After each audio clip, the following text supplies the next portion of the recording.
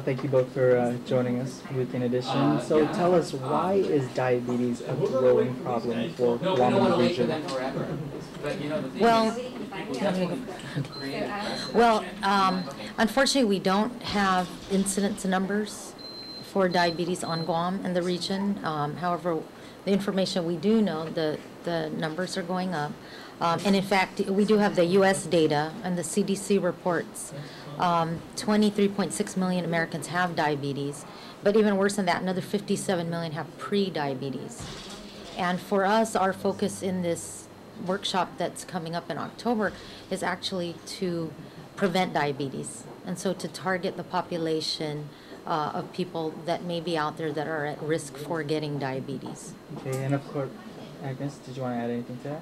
Well, as first Margaret was saying about the incident, the numbers, it's very hard for us. We found it. I was part of the Diabetes Coalition. It was very difficult to obtain these numbers, and there's such a need to gather this information so that you can write grants and get more funding.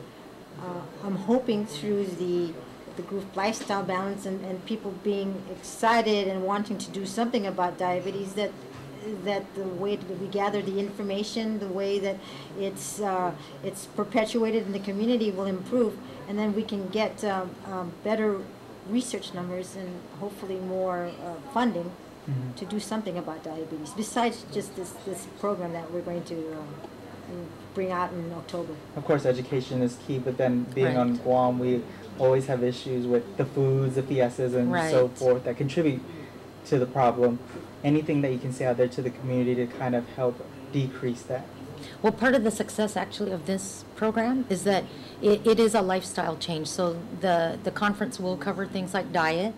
There's a section on eating out, calorie counting, although a lot of people don't want to count calories, but it's beyond just diet. It talks about increasing your activity level and how you can do it in a realistic way. I mean, let's face it, a lot of us aren't going to go to the gym. So how can you do it if you just start walking, or what little steps can you take? So it's actually looking at the whole person, not just diet, but also stress management and how we can get support as well from our family members. Because you're right, like you said, a big problem is food is a big part of our culture.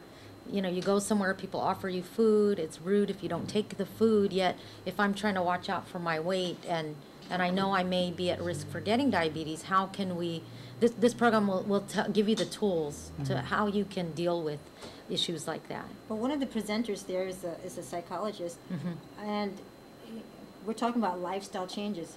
And a lot of it also has to do with, you know, our minds, our not only our bodies and what we eat, but how we think things through and our attitudes. So if we explore our attitudes, you know, we might have negative thinking, oh, I can't do it. I'm never going to lose weight, forget it, might as well eat this whole pie or whatever.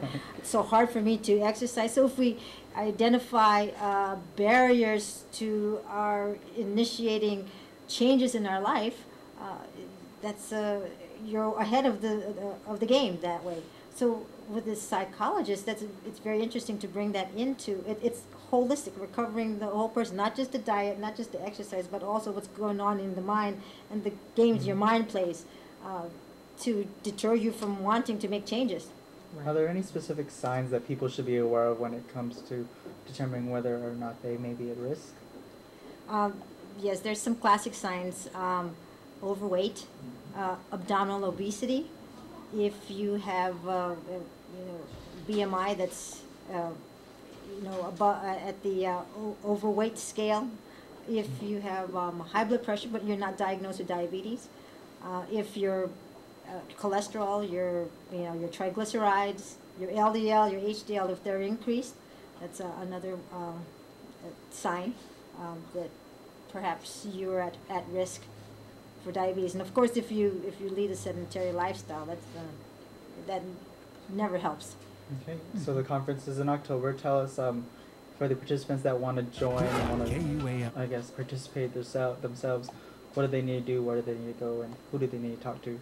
Well, it's October 6th and 7th at the Hyatt Regency Guam, and you can actually register by emailing us at hsp@teleguam.net, or you can call is it this, the 477-4772, and that's Health Services of the Pacific, and we can send you a registration form.